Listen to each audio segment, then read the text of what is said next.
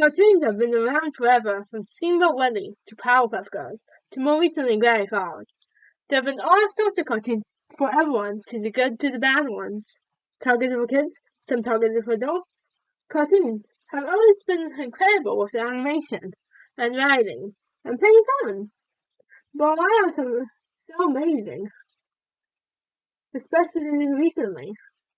Well, I can give you my opinion on the cartoon renaissance, which is believed to be from, wait, what year that I'm talking about? Oh yeah, 2005. To all the way to today, and I'll show you how amazing they are and why you should check them out. I believe there are 2 shows that I will talk about today, so I'll split the video up into sections. So, here are what I'll be talking about today. I will mostly be talking about shows targeted for kids, but does that mean there are only for kids? Animations for everyone and should not be treated just for kids. I'm looking at you, Oscars! But I tend to join things some people will find only for kids and not knowing how complex and mature some of these kids shows get. Also, I will be talking about Arcane. So yeah, one more thing. These are all my opinions. So sorry your favorite show might not be on this, but I still hope you enjoy. Avatar: The Last Airbender, I might call Avatar, not to be confused with one movie, is what I say, the beginning of serialized cartoons. You know, cartoons with plots, and it was a really amazing plot. It was created by Michael Dante DiMartino and Brian Konietzko. It aired on Nickelodeon in 2005 for 3 seasons. It seems to be heavily inspired by anime, and it was critically acclaimed by the public to this day. It was the beginning of cartoons of world building and character development. It is about this kid named Aang learning to control his powers as the Avatar, and last hope to stopping the Fire Nation. So he teams with Katara and Sokka to learn about himself and the world. That's not all of it even. I'm taking spoilers out of this video, so yeah. It's a pretty amazing show, and the first of its kind. I hope if you haven't seen it, go check it out. Now, we have to get the next show on the list to show us how everyday slice of life shows still have impact. Phineas and Ferb is a great example on how episodic cartoons still had impact. It was either Don Povenmire and Jeff Swampy Marsh. It came out in 2009 on Disney Channel and became a hit. It was about these 2 brothers, Phineas and Ferb, building a new invention every day during summer. It was a really fun show with cool characters, and you know it had singers if you've seen the show. Dinosaurs Evil Incorporated! And for those of you who have watched the show, first off, go watch it. Second off, have fun being very confused. But yeah, Phineas and Ferb had fun episodes, fun jokes, and fun fun. Those had longer songs, which were cleverly written and fun lyrics like a second ahead. So go watch it! Trust me, it's fun, it's not just for kids. Anyhow, next point. Adventure Time is an interesting one. It came out at the start of 2010s on Cartoon Network. It was created by Pendleton Ward, and it was very weird at the beginning. Like, very weird. It was completely bizarre, but very lovable, and later it had a good plot. It stars Finn the Human and Jake the Dog as they travel around the world of Ooo. Yes, I know, I did tell you it was weird. And then Finn and Jake can wacky shenanigans around 10 seasons. And you may be thinking, but you said it had a plot! And it does. There's a good element of character growth and world building mixed into the wackiness. Also, good characters, in my opinion, are more important than plot. Because the plot doesn't matter if you're rooting for these characters. Anyways, Adventure Time always had a lot of great songs, including Everything Stays, which was written by Rebecca Sugar, who we'll see later in the video. Now, on to one of my personal favorites.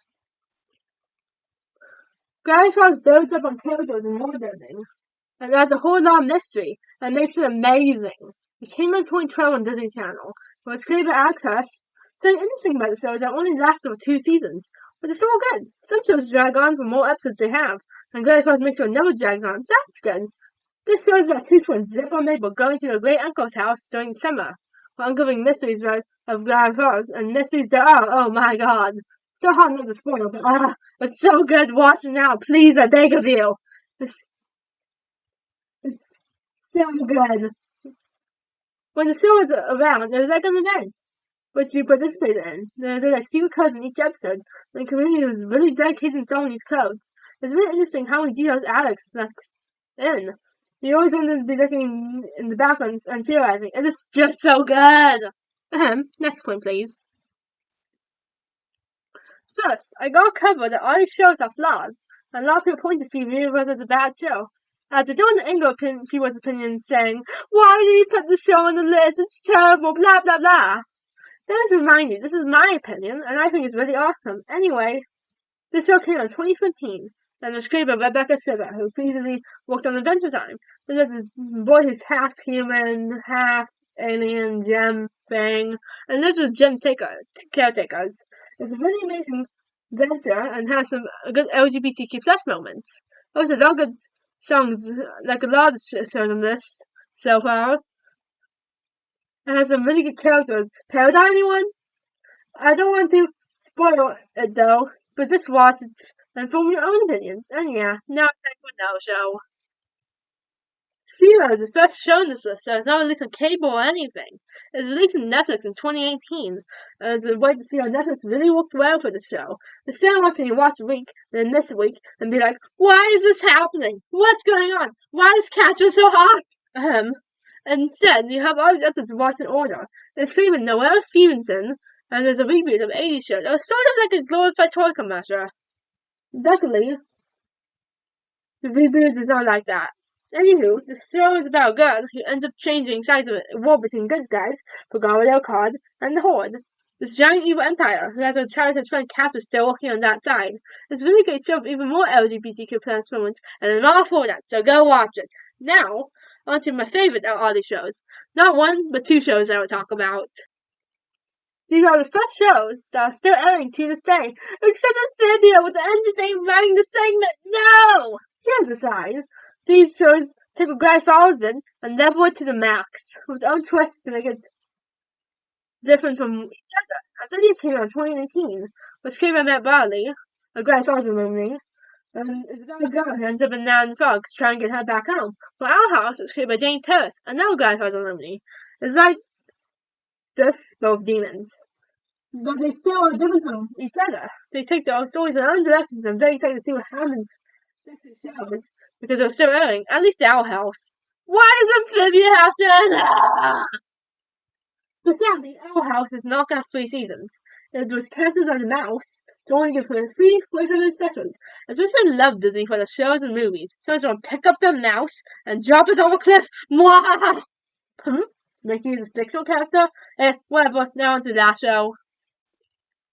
Okay, really invest in adult cartoon to make it something special. This is definitely the most gorgeous show on this list. Just look at the animation. Just look at the show. It's also a Netflix show. The first season came out in 2021 to massive appeal. Everyone went over to Netflix to watch it. The show with Kristen, Link, and Alex V. The show is about 2 siblings named Jinx and V. And the show is sort of like a prequel to League of Legends. Which is that's the reason you don't watch the show, is the show is way better than that game. And please watch it. I really don't want to spoil it. Please go watch it, please. The opening theme is incredible, the animation is incredible, the show is incredible. Hope this has convinced you to watch these shows. Now on to the special mentions. The DuckTales reboot that came out in 2017 is a great way to show how reboots can be good. Yes, I know, She-Ra is like this too. I have not seen the regular show, but it also started a cartoon renaissance, and no, I'm not going to talk about Rick and Morty. So yeah, if any shows you have, let me know. I'm trying to feel the amphibious-sized hole in my heart. Also, I did not talk about anime today, because literally the only anime I've seen is Sword Art Online and Promise Neverland. Don't kill me. I'm working on watching more anime. Please. Don't. So yeah, I've watched a few Studio Ghibli movies, but those are movies. Now, on to the outro. I've loved talking about these shows, and some of them will get on video soon. No promises though. We've always got to remember animation is art form, and it's never changing. Who knows what comes next? I just hope that we'll remember the beauty of animation and all the creative people who make them all. The animators, storyboard artists, writers, background artists who have made these wonderful pieces of art. And maybe you'll be inspired to watch these shows. This is M. Peace out. Please subscribe.